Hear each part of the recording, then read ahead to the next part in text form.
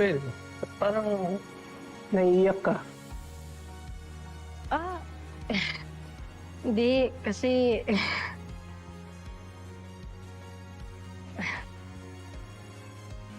wala. Naisip ko lang na ang sarap Sara sa feeling, no? Pag may nanay na naghahanap sa'yo, may nanay ka na pwede mong mayakap.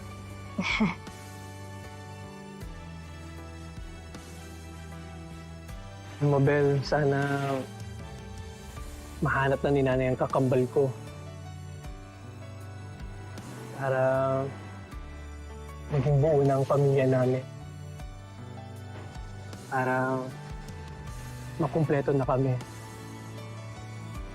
Huwag mo na isipin yun. Nandito lang siya. Nandito siya? I mean, nandyan siya. Sa puso mo. Kaya palagi kayong connected. Naniniwala ka ba dun? Oo. Hindi ba sabi nila pagkambal, parang may invisible thread na nagko-connect sa kanila? So, kahit malayo kayo, mararamdaman mo pa rin ang isa't isa. Well, sana okay siya. I'm sure mararamdaman niya yung care and love mo. Alam mo, ang weird ng feeling nun.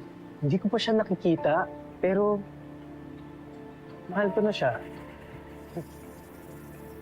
At mahal ka rin niya. But parang sure na sure ka dyan. Matagal ko na kasi kayong kilala ni Tito Rosel. Ako mismo naka-witness ng kabutihan ninyo.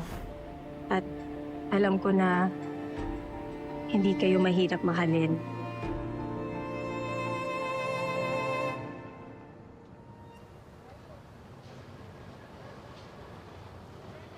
Darius! Darius, pwede ka ba namin makausap? Rosel! Miss na kita, Rosel! Hindi yun ang pinunta namin dito. Nag-iimbestiga kami tungkol sa nangyari kay Rosel. May naloloko sa kanya. Nagme-message at sinasabi na alam niya kung nasaan ang anak ni Rosel. Tapos na may mera. Bakit? Ako ba pinagbibintangan? Tsaka bakit? Ba't ako pati tinatanong nyo? Ba't may pulis kayong kasama? Huwag ka mag-aalala, nangangalap lang kami ng impormasyon. Hindi ka namin naaresto eh. Lahat ng posibleng suspect, tinitingnan namin. Ay, gano'n na rin yun. Ako pinagbibintangan yun. Hindi ko kayang gawin kay Rosel yun. Wala nga ba?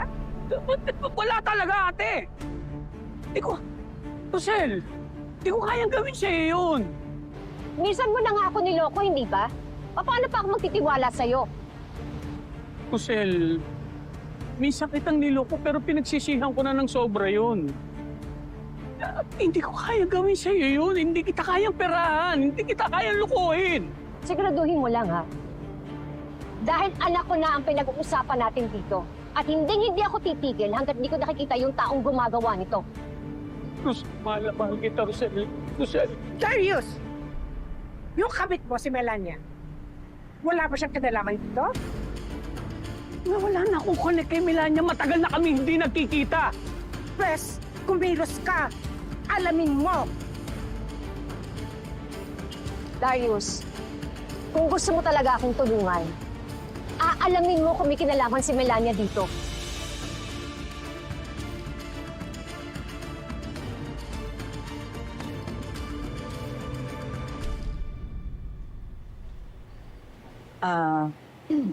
Tyrone, pwede ka makausap sandali. Sige po, ano po yun? Kasi nag-check ako nung sales natin dito sa cafe.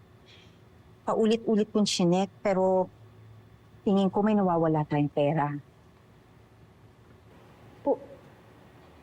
Ano nangyari? Hindi ko nga alam pero kanina ko pa kasi binabangga yung sales natin at saka dun sa pera na meron tayo. Ulit-ulit, chinecheck ko talaga, pero kulang tayo ng 100,000 pesos. 100,000? Tita Adela, ang laki nun. Saan napunta yung pera? Yun na nga hindi ko pa alam, pero chinecheck ko pero talagang short. Hindi ko nga. Alam mo, nag-iisip nga ako anong tingin mo? Kailangan ko na ba itong sabihin sa mama mo? Tita Adela, hayaan muna natin si nanay. Tayo na lang mag-handle nito. Pero paano yung nawawalang pera? Alamin natin kung saan napunta yung pera.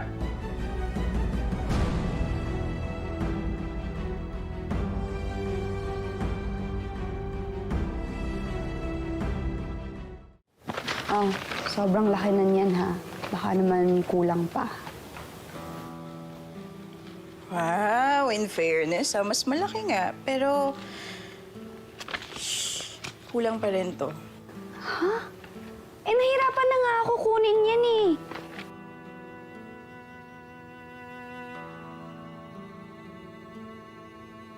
Kailangan mong mahut-hutan si Rosel hanggang sa bumagsak na yung negosyo niya.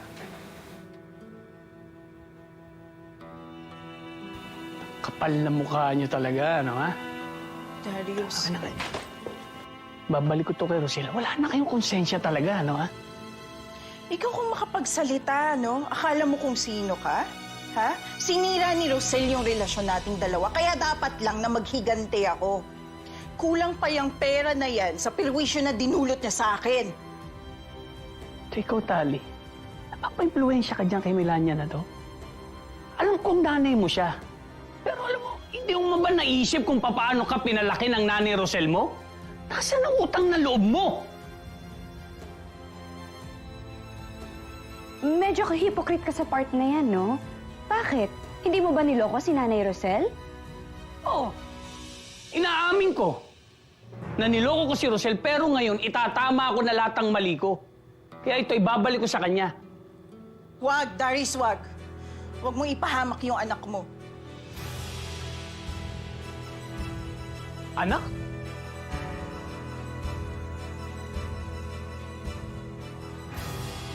Teka, sinong anak? Ikaw, Tali.